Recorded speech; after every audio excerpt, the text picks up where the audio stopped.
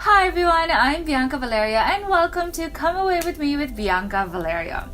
Okay, so it's been a while since I posted about something about food, and a lot of the questions that I get are always about Japanese food. In fact, the most popular post on this vlog is all about my Hokkaido foods list. So I think we're gonna do another list also of Japanese foods, but this time it's about my favorite foods. Because I don't want to seem like a know-it-all, like I've tried every type of dish there is in Japan. No, I haven't, and I'm looking forward to trying even more of them despite how frequent I am to Japan. If you guys didn't know, for the most part, I'm vegetarian. In certain countries, if I can, I'm actually a vegan. It's really difficult to do that in the Philippines, and you know what? It's even more difficult to do that in Japan. So this episode is my top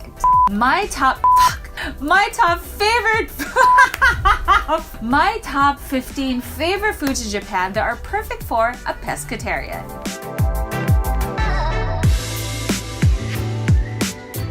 What is a pescatarian? Okay, a pescatarian is basically someone who eats seafood. They don't have chicken, they don't have meat, they don't have beef and pork and all that, but they do have fish or seafood. And we're starting off with number one, my favorite, and it's called maze soba. Guys, it's not soba, it's soba. So, and in number one, my ultimate favorite, it's called maze soba.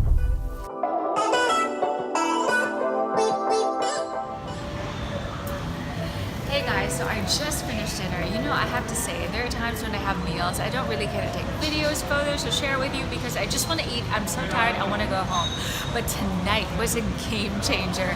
You know, I think I was computing. I've had over 200 meals here in Japan. I come here a lot, and most of the meals I've had were always thoroughly researched, are usually at the top of the list of all these different lists or whatnot.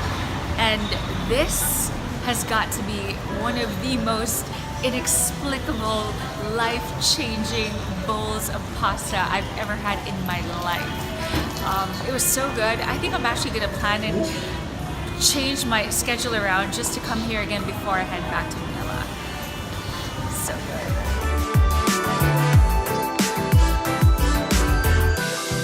Okay, so I ordered a negi toro, which is basically tuna, shredded tuna with extra menma. Menma is bamboo shoots. It kind of has the texture of mushrooms, and I have to admit, I do like the texture of something, you know, like it has a give to it, so that's why I love mushrooms or bamboo shoots.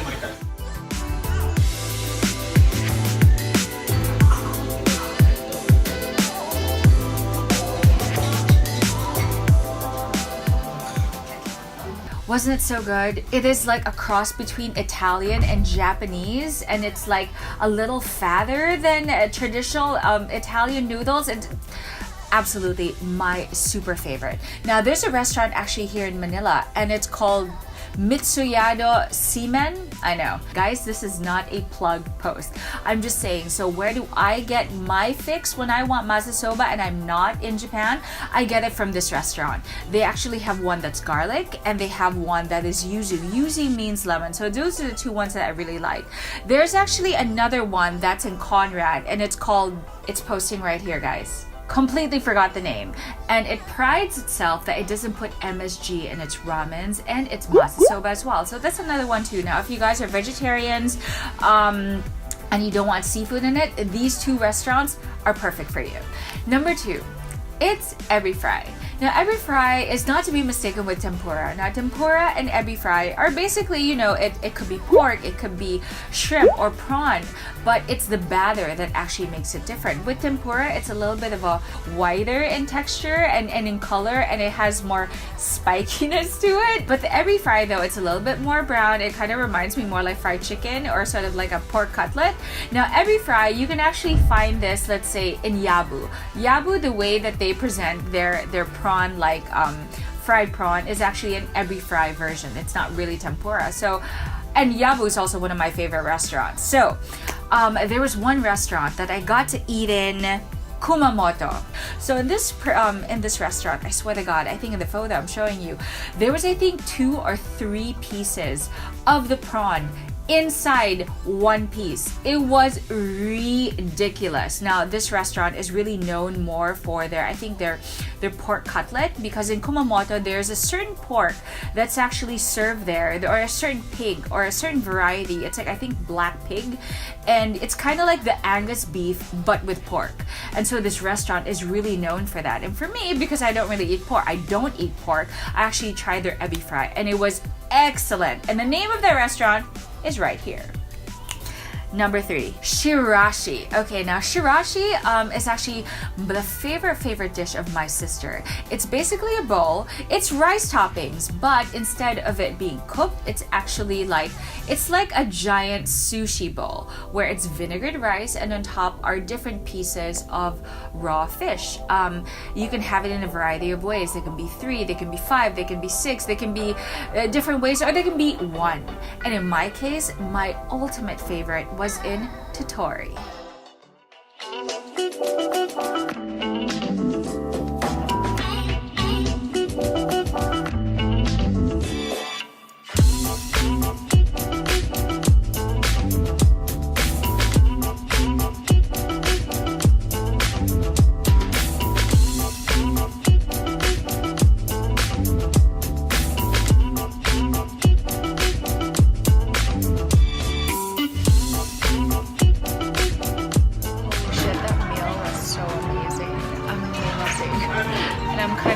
Because I had some hot sake, but I really want to remember this meal. One of my more memorable meals. I've been to so many cities in Japan already, I don't even know where I am at the moment.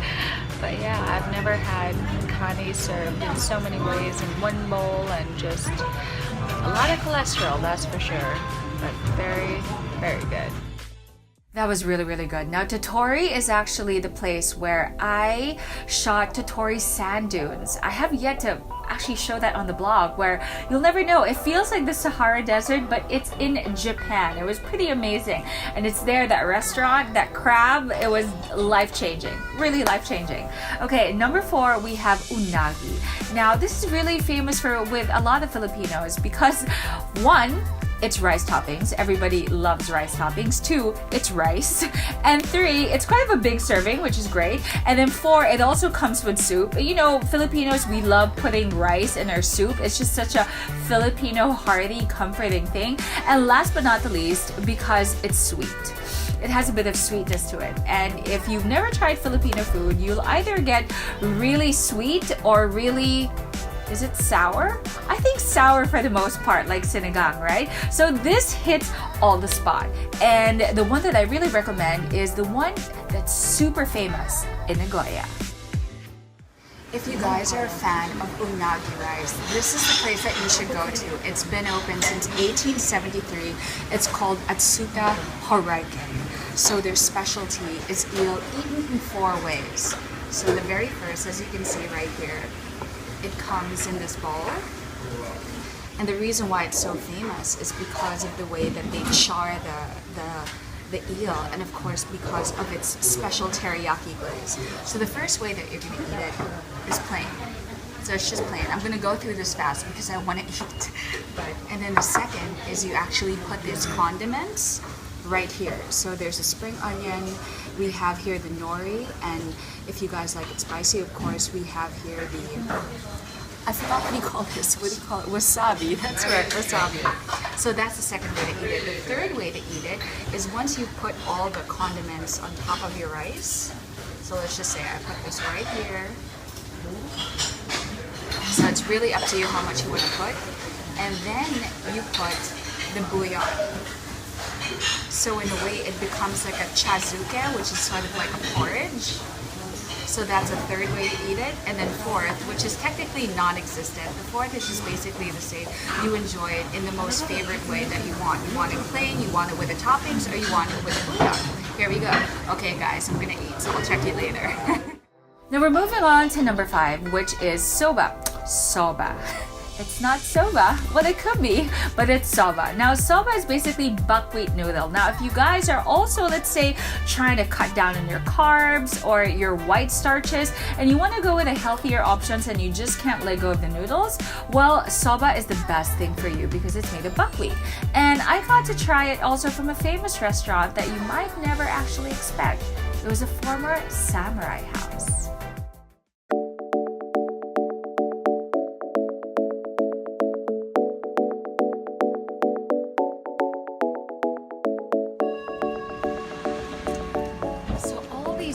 Aligned on Main Street used to be houses of actual samurais, and they've been transformed to restaurants and specialty stores. Now, this is one of the more popular restaurants on this street. I'm even surprised that there isn't a long line, because when you Google this restaurant, there is a line that walks all the way outside. So we're gonna have lunch because in this castle town of Matsue, soba is their specialty. Let's have lunch.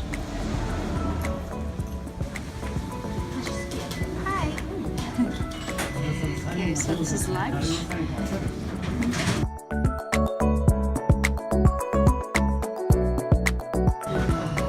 Alright, so apparently this is how they eat it. We've been watching how they actually do it. And so you have all your condiments at the top. And then depending on how many servings you want, one tray is one serving. So we got two. So you put some bonita flakes, then some spring onions, some nori. I don't know what this one is, but just put a little bit of that. It's really up to you how much you want to put. And then you put a bit of watered down soy sauce. And you just mix it.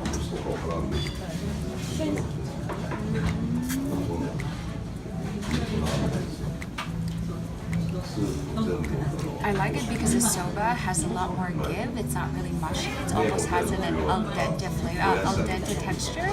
It's a very clean and light meal. Refreshing. I think that was pretty amazing. Just the idea that that house was actually transformed. It was in Matsue, which is another city. And I don't know, do you guys actually watch Westworld? I know this is totally out of topic, but if you guys watch Westworld on HBO, like the most recent episode is actually, at least by the time you're watching this, another episode is already shown. And they're showing, you know, the samurai world. It's not just the Western world. And I'm super loving it. So knowing that, you know, like I actually got to eat in a legit samurai house back from the ancient times, it's pretty cool. And we're moving on to number 6, which is called hiyashi ramen. Now, I'm gonna be honest, in this list, I'm not gonna be recommending any ramens, only because, well, it's kind of hard to really find a ramen that doesn't have pork in it, or beef, or chicken. Even if you can research it, at least from all the research that my sister, or me, or my friends have actually done, it's very hard to get a ramen that really doesn't, even if it says vegetable broth, it just basically means it still has the bone broth, it still has the beef or pork in it. However, it will have vegetable essence of fish, some fish bones, something mixed into it, but the base will always be beef or pork. So you're not going to find it in this list. However, I am recommending ramen. Now, hiyashi ramen is a cold noodle salad. I didn't really get to take videos of this, but this was in Sapporo factory. Now, Sapporo is in Hokkaido. Now, this restaurant is really known for its steaks. You can get all the different types of beef, and then you can fry them up in a sizzling plate. Once again, I didn't have any meat, but I did get the ramen. And I've tried a lot of hiyashi ramens in Japan, and I have to say this is quite excellent. It was a big serving. Now, the nice thing with hiyashi is because the ingredients are in big chunky pieces, it does sometimes come with ham or with meat, and you can just pick that out. But the rest, it's like it has kani, it has egg, it has cucumbers and all these other vegetables, and it has a bit of a salad dressing, so it's a cold ramen salad. It's really delicious. Number 7, saba. Yes, like the mackerel in the can. My favorite fish in Japan is actually mackerel. And thankfully, for you guys who love mackerel, this is one of the more affordable fishes if you're going to be ordering sashimi or sushi in Japan. perfect. It's on the bottom end of the spectrum when it comes to like specialty dishes or expensive dishes. The nice thing about Japan is there are prefectures, there's cities, there's towns, not all, but a lot, where they have a specific dish or specialty or whatnot because it's prominent in the region. Like let's say Kobe beef is found in Kobe, and so on and so forth. Now in Aomori Prefecture, there is a city called Hachinohe, and their number one specialty, saba.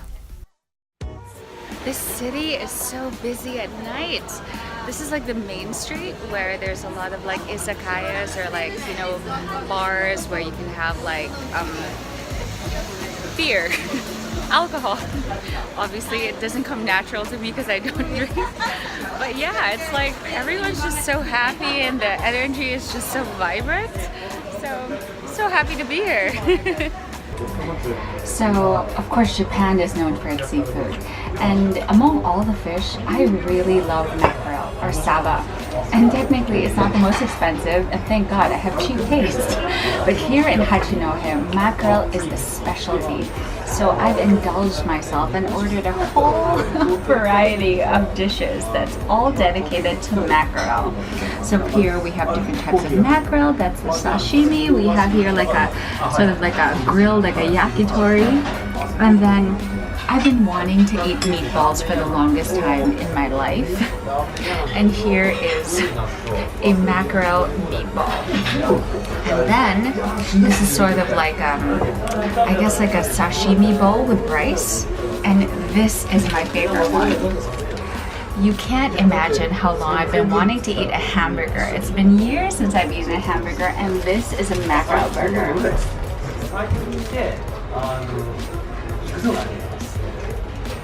It's so good. It's so juicy. And then the bread, sorry guys, the bread is so doughy and soft. And the fish is so fresh. And I think, I'm not really sure what those vegetables are, but it's so refreshing. Guys, I'm not even going to record all the other food because it's so good. I don't want to ruin the moment, but guys, so happy eating to me.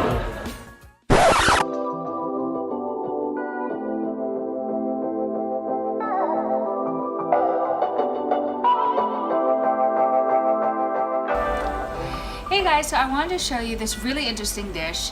Personally, when I think of udon, or when you think of udon, especially as a Filipino, don't you think about the really, really fat, heavy noodles? Well, here in Akita Prefecture, there's the Akita Inaniwa Udon, which is basically, it kind of looks like a very delicate, it almost looks like a very thin, almost like a glass noodle, but it's not. And what you can do is it's always served cold, but you can choose between hot or cold dipping sauces. And what I got, can't take out the Asian in me, I got very Thai curries. There's the red and the green. So let's give it a try with the red. And they were actually saying in the menu that, you know, in Japan, it's actually a good thing if you guys slurp. I've been trying to practice slurping to show you guys, but I kind of suck at it. Let's see.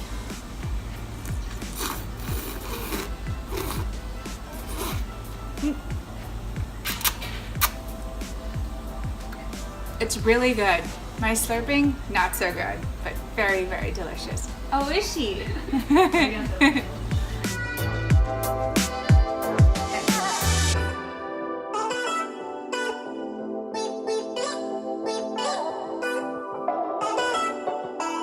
Hi, thank you. This is for free? For free, thank you. Wow, she was so sweet. Ow, ow, ow, ow, ow, ow, ow, ow. Okay. She was so sweet. We even got like free udon. So apparently this restaurant, it's also found in Ginza in Tokyo. So you don't have to travel this far just to get your Inaniwa udon. I realize now, eating that curry, it's kind of like having pad thai, Japanese style. It's more delicate, slippery,